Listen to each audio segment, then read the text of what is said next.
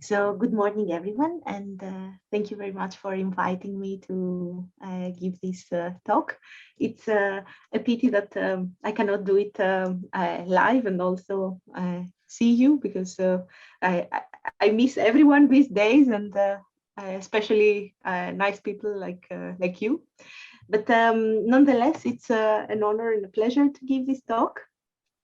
And I have an introduction at the beginning that was tuned also in case there were people that are not familiar with medical data, which this is not the case now. So I can just go quickly through it by saying that most probably you know that this is an MRI cross-section of the human brain at a very high resolution. And actually, in this slide, you can practically see the evolution of the MRI technology throughout the years. On the left-hand side, we have an older image acquired at 1.5 Tesla, and on the right-hand side, you can see a much newer modality at already 9.4 Tesla. Renata, but yes? Sorry to interrupt you. Yeah? Just because you said we have a few more people who are not necessarily so deep in medical visualization here. So oh, okay. it's very fine if you do a little bit of it. If I am a little bit more detailed. Okay, good. So yeah, so high resolution medical images are actually not the only ones that are currently being used in medical research. And nowadays we are looking at a very wide spectrum of data. For example, imaging, non-imaging data, a very big galaxy of different kinds of medical data spanning from genome information to cellular tissue data, multimodal images, structural, functional information, simulations, models of physiological processes, trackers, anything that you can imagine. Also translational information, that's why I have this tiny little mouse over here. So all this information sums up to create a great and vast volume of medical data. And you might be wondering what is actually that has generated all this humongous amount of information. So of course, as I mentioned at the beginning, modern technologies in acquisition and also in processing and medical image analysis have advanced tremendously. And also we should not forget that healthcare and life sciences are actually one of the most funded research areas nowadays. And new applications are emerging, let's say, increasingly and daily maybe. But actually a very big motivation behind the acquisition of all this information is due to the fact that the direction of medical research nowadays is going more and more towards so-called P4 medicine. So the term P4 medicine has been coined almost a decade ago, and it indicates novel ways of early detection and prevention of disease. So P4 practically stands for personalized, predictive, preventive, and participatory medicine.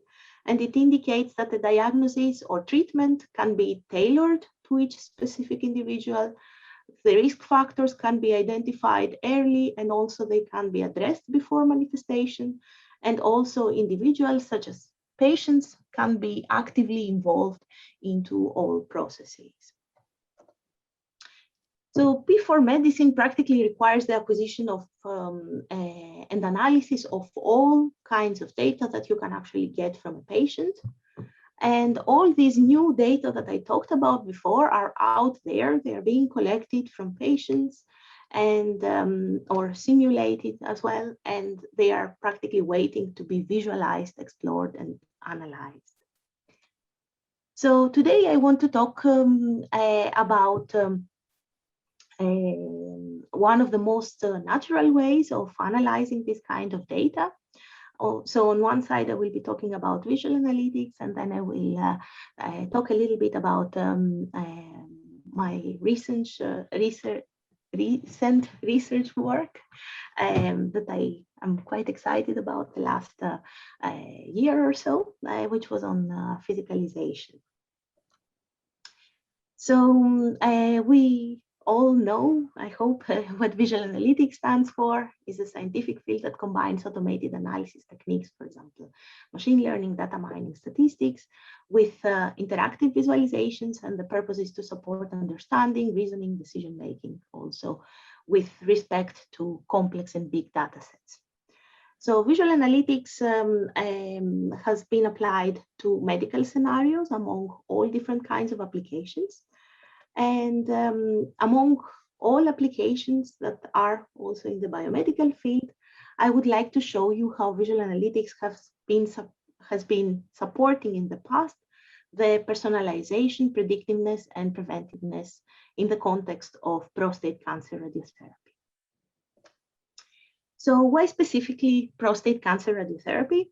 Well, apart from the fact that it was my topic for my PhD, prostate cancer is one of the most common malignancies in the male population, and it's actually affecting 1 out of 6 men in the Western world. And often it is treated through radical prostatectomy, chemotherapy, or radiotherapy.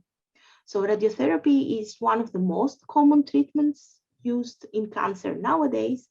And the main concept behind it is that you use external ionizing radiation to stop the biological processes of tumors. So let's say in this case, the prostate is here, somewhere inside it, there is a tumor. And this needs to be hit with a very high ionizing radiation so that it can be killed, let's say. But at the same time, healthy adjacent organs that are around the prostate, for example, the rectum, the bladder, and other soft tissues should not be affected. Otherwise, the patient is going to face severe side effects. So to avoid all these severe side effects and maximize treatment, radiotherapy nowadays follows a very strict planning pipeline prior to treatment. And this consists of many rigid steps, as you can see over here, that are very interesting clinically, but for us, for this talk, are especially interesting for visual computing, as it involves many of its subdomains. So you can see here, for example, data registration, data fusion, segmentation, exploration, and analysis. And all those steps, as you can see, are very data heavy. And we could easily say that radiotherapy is actually a visual computing rich process. So it's not actually a coincidence that medical visualization as one of the first topics that it tackled was radiotherapy, with publications already back in the before the 90s, if I'm not wrong, for example, from Victoria and Taranta in volume rendering and so on. So radiotherapy, we could say that is inherently also a P4 related discipline. And particularly since the main goal of radiotherapy is to try to improve even more with respect to treatment with avoidance to side effects. So I will go through each one of these 4 points, some a little bit quickly because they are older works, other a bit more in detail because they're newer works. And I want to take a look first in the first part, which is the personalized aspect of radiotherapy and how we can achieve it through visual analytics. So one step towards P4, let's say, is among others to account for the anatomy of the patient in a more robust way within the context of radiotherapy, of course. And the patients in radiotherapy are usually treated throughout a long period of weeks, if not months. And throughout this period of time, the anatomy of the patient is changing a lot. So you can see over here, these are day-to-day changes of patients. And nowadays, exactly because the radiotherapy planning pipeline is very long and it's very computationally difficult and costly in time and money and other resources, to adapt the planning in order to account for all these anatomical variabilities. So practically, what happens here is that clinical researchers need a way to investigate whether the adaptation of a radiotherapy treatment plan is really necessary. So are the changes so big that we actually need to make a new plan? So mainly what they want to know is if without adaptation of this treatment plan, there would be indeed huge side effects for the patient that otherwise could be avoided. So in clinical practice, they often do large retrospective clinical cohort studies to try to prove if anatomical variability should be accounted more in the adaptation of the treatment plan. And what they do is that they have a lot of past patients whom they have followed from the beginning to the end of the treatment. These are also big cohorts of patients for whom they know if they already had side effects or not. So they have been followed like for a very long period of time. And the way that they are conducting their analysis is in a very rudimentary way, as you can see in this slide over here. Either they have two-dimensional or three-dimensional views of the plan together with some contours of the organs, or they have these kind of plots which they call dose volume histograms, and practically you could read a plot like this in these in this way that, for example, here 80% of the dose is administered, and this means that 5% of the bladder is going to receive a radiation that it shouldn't have. So this is a very, very simple way of how you can read these kind of plots. And these kind of representations obviously do not scale well for simultaneously exploring many patients and many treatment points. But also these representations over here, although they scale well, they do not give any indication about whether there are parts of the bladder.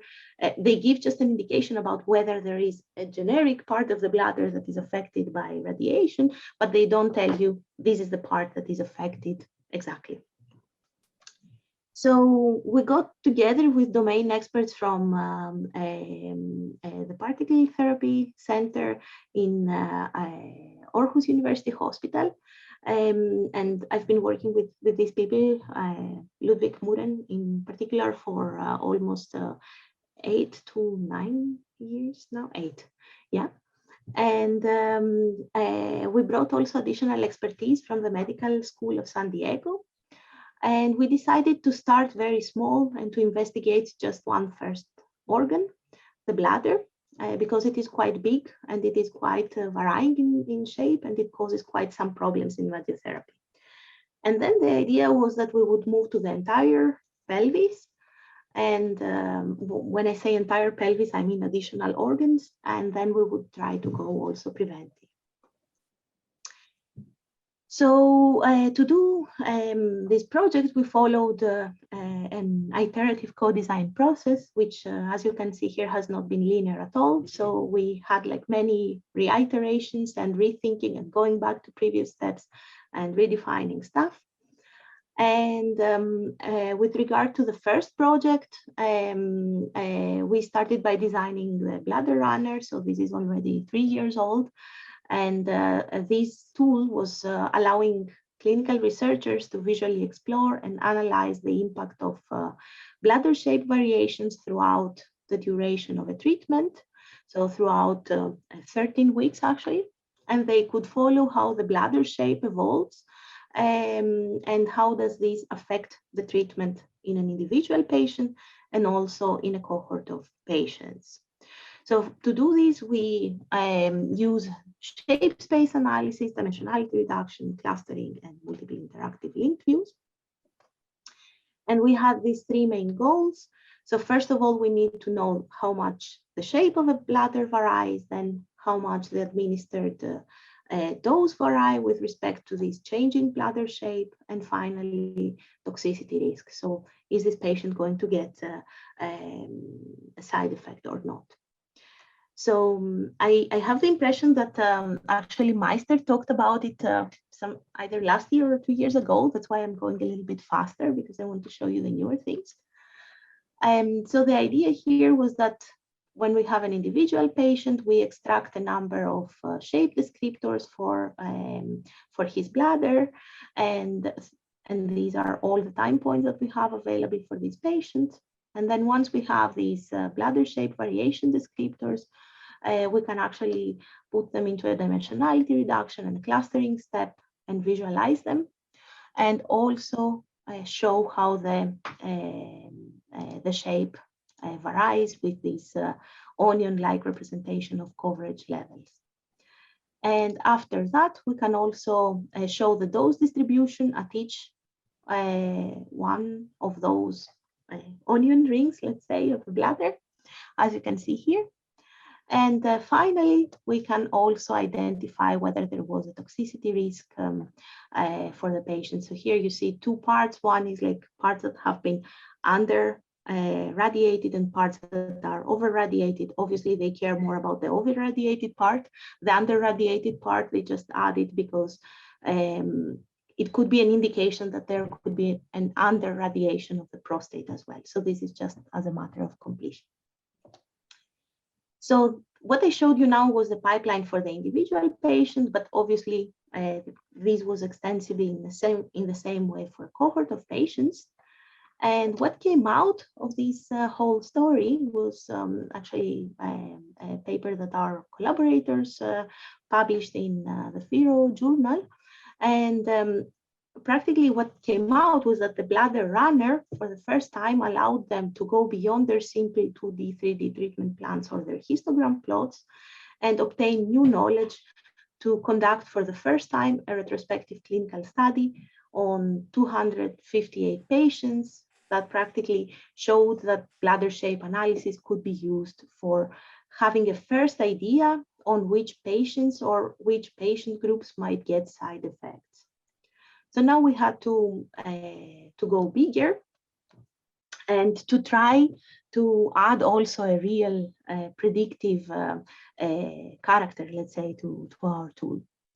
So to do this, we needed to support more than one simple organ. So we had to go beyond the bladder. And we built a multi-organ case where we developed new visualization and visual analytics strategies to extend the previous bladder runner into this multi-organ application, where we want to see whether there are main modes of variation, let's say, in the cohort throughout the entire duration of the treatment. And in order to do this, we needed to adapt bladder runner in many ways. So first of all, we need to account for different and more complex organ shapes. So we're not talking anymore about the bladder that has like this kind of elliptical shape, but we're talking also about the rectum that has a humongous anatomical variability. And also we need to account for the visual representation and analysis of an entire multi-organ cohort. So practically we needed to redo a lot of stuff. So again, here we are aiming at understanding the anatomical variability of all pelvic organs within a cohort. And again, we want to be able to do a global cohort analysis, individual analysis, and also correlation to dose and to toxicity, so to side effects. So for this, we have like a data processing part where we have to transform our data and also to register them so that they are all in the same coordinate space. We do a data linearization over here from which we extract a Hilbert curve for each one of the bladders, and then we aggregate them into a scanline curve for all the time points. And this is the part that this is the vector, let's say, that we are putting into our dimensionality reduction, PCA, simple PCA. And the outcome of this can be used for a cohort visualization and also a shape visualization. So on the left-hand side, we have like a global view on all the cohort, where we have this interactive tabular representation, where we can actually support different kinds of aggregation of patients and time steps sorting, grouping, and so on. We can also take a look in the distribution of missingness of data. So for example, here we have missing data because some organs were not delineated. And also we can compare patients or groups of patients. And on the right-hand side, we have a more local view. For example, we can take a look at the shape variability with these kind of bands, or the positional variability, because the organs do not only grow or shrink, they can also move a little bit. And for this, we use this usual kind of display. And we have some additional exploded views where we can try to clean up, let's say, the view in these parts where we have overlaps of organs. So the overlaps of organs might sound strange now, but it's mainly because of all this variability through the time steps. So this is just an aggregated shape variation view. And then a dose correlation to anatomy. These kind of views can give us insights about the toxicity, and they can relate, for example, dose variability, which is color encoded over here, to anatomical variability, which is encoded here with these bands, and some additional uncertainty views on the dose, or maybe just a selection of high parts of dose. So at this point, clinical researchers could identify patients that may fail in their treatment since the beginning. And in order to do this, they conducted another study where they showed that a few initial measurements on the first few days of treatment can actually help finding patients that might have a higher risk of side effects. So, which was already very, very nice for them. But we needed to go fully predictive and also add some preventing support. And this is done to ensure that no side effects will not occur to patients. And this is the most latest work that we have. We actually got a notification yesterday that it was finally accepted in computer and graphics, and therefore I can actually show what is going on here. So this is work that mainly Katka did while she was doing her postdoc with us. And the idea here is that if we have a past cohort of patients and we get a new patient for whom we don't have complete data, can we actually find a way to predict how this patient is going to behave, let's say. Here, like you can see the main interface of our application. And the idea here is that we have a large cohort of past patients whose organ shape variability throughout treatment has been quantified. We have complete data for these patients from the beginning to the end of the treatment. We also have additional knowledge about whether they developed side effects. And over here, through dimensionality reduction and clustering, we have revealed 6 main modes of organ variability and evolution in our cohort. I think I have a bigger view in the next slide. Yeah, what's happening? Yeah, okay. So you can see over here, we have these 6 main clusters of anatomical variability. And we have a new patient coming in for whom we don't have complete data. We just have a couple of initial measurements, let's say 3 to 4 first days of treatment. And we are trying to match him to one or more of the existing clusters. In this case, he is matched to cluster 5 and cluster 4. You can see this in this radial plot. And based on this representation, we can also take a look at the hierarchical view over here and see why he was matched to the specific clusters. Maybe we can redefine some results manually in case something looks dubious, for example.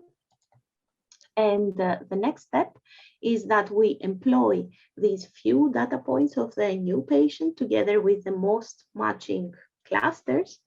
And we use a generative model that is a PCA model again to predict how the patient's organ shapes will evolve in the remainder of the treatment based on all these previous information. So over here, you can see 2 kind of information with the grayscale is I think here it looks better actually. So with the grayscale, you can see the information that we have so far from the patient. And with the pink contours, you can see how the generative model is adapting. And actually in this view, you can see how our generative model is quite off if we use only one data point from the patient treatment, and how it starts getting better and better if we are actually adding more and more data points. So over here, like we have added 3 data points, and at 5 data points, it already converges to 95% for all organs. And then this information can be used into our tool to predict which treatment might provide less side effects and better tumor treatment. For example, here we have 2 different kinds of treatment modalities, photon and proton planning. And proton actually it's quite expensive, so they have to be a little bit careful with which cases it's being used on. But in this case, you could see actually that the bladder and the rectum of these patients are going to get much less dose than if photon plan would be used. Therefore, it could be preferred, for example, to use this one, although it's more expensive. Some additional views for treatment plan comparison. And with all these, we can actually have a first indication about how we can predict and prevent side effects in radiotherapy patients. So before I go to the last participatory, to the last P, I just summarize some points up to here. So this project has had some contributions in computer science through visual analytics, but in particular, I like to see it as a significant project that has some impact for future improvement of patient treatment. It has been a very long process, which is still ongoing. Actually, it is the result of a very close collaboration, of a very long collaboration where deep understanding from both sides was needed. And actually, it has been funded mainly by Varian Medical Systems, which is the biggest radiotherapy provider in the world. And I would dare to say that it's one of the few success stories of visual analytics in actual clinical practice. Then the last part for participatory, it won't take long. It is a different kind of application, and I'm talking now more about anatomical education and how physicalization can assist it. So anatomy education has always been very interesting for humans. And the last few years, anatomical education has become increasingly interesting, even for laymen or school children. So for example, here you see the very controversial Body Worlds exhibition. I don't know if any one of you has seen it. I personally didn't have the guts yet to see it. So traditional means of anatomical education could be anatomical illustrations or anatomical models. And the latter are often preferred as they allow better 3D localization of structures within the human anatomy. And these are not new things, definitely. So we have anatomical illustrations like these that are like already from the 16th century or so, or wax models that are from the 18th century.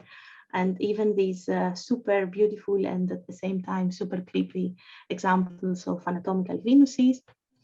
And all this practically shows that at the beginning, we used a lot of these kind of models. Then when medical imaging came in, then these models started, let's say, decreasing.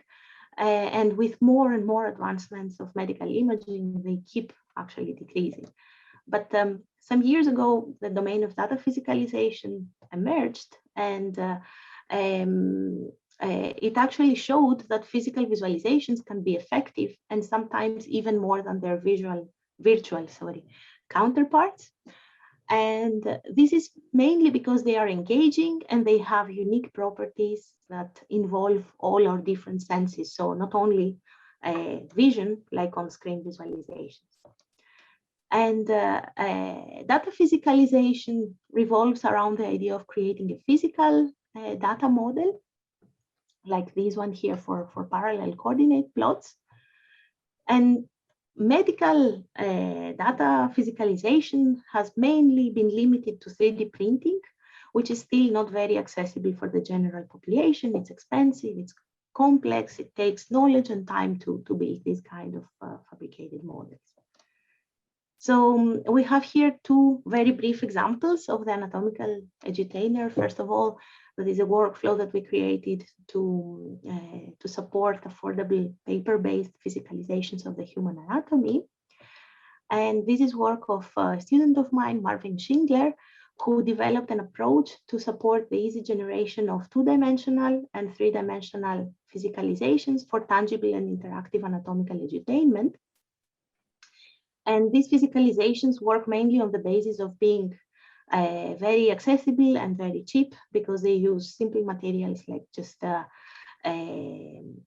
paper and colored foils or colored light. So, and also a little bit of patience for assembling this kind of 3D models. So the main concept behind this is that we can take advantage of the light and the light modulating properties of a typical color lens. And our physical visualizations can be inspected under colored lenses, which are nothing but just, you know, these foils with some color, or also colored lights, and they can unveil distinct and potentially nested anatomical structures. Like, for example, in this case, where we used a red foil to just show the bone, while all the other structures are hidden, and here blue is used to show only the veins or the nerves. And also we extended this to a 3D foldable model, where practically our anatomical structures are undergoing an unfolding step to ensure that they can be printed and assembled into these 3D papercraft, which we can also explore under colored lenses. You can see here these chip foils that we're using, or lights. So anyone that has access to a computer and a common printer can create these physicalizations, and these foils are also super cheap and widely available. And if you, as I said before, if you have a patience to assemble these 3D models, it's also quite enjoyable. So this means that it could be potentially suitable also for children's anatomical edutainment. So if you want to know more, then you can use this QR code over here. And then the last thing is another physicalization approach that we recently developed. So here we have some alternative forms of medical physicalizations where, again, we're using inexpensive materials. And we try to build these kind of data sculptures to support the creation of interactive and engaging anatomical physicalizations. So to do this, we can use both meshes and volumetric data, as long as you have a decent transfer function, for example. And then we propose an octree formulation for volumes based on the underlying transfer function, if we're talking about volumetric representations. The next step is a packing algorithm that preserves the optimal assembly order and the structure of the volume, while also we're trying to minimize how much of the paper is being used. And at the end, we can build up these kind of slice forms, which can be assembled within some reasonable time. And you can create this kind of tiny palm-sized data structures. I don't have them here, unfortunately, to show them to you, but they're tiny little cubes, like of 5 by 5 usually, and they can be entertaining, and you can see all the kinds of structures in there. So again, you can take a look at this QR code. So practically, what I would say that misses a lot from my work, and this is what I would like to do in the future, and I think that it's a true challenge for me, is actually the integration of all these aspects into a joint P4 approach. So to try to bridge the different parts And to do so, a bigger challenge would actually be to try to unify all kinds of available data. I think it's better if I stop now, because then we can have some time for a discussion. So sorry for the abrupt ending. I just realized what time it is.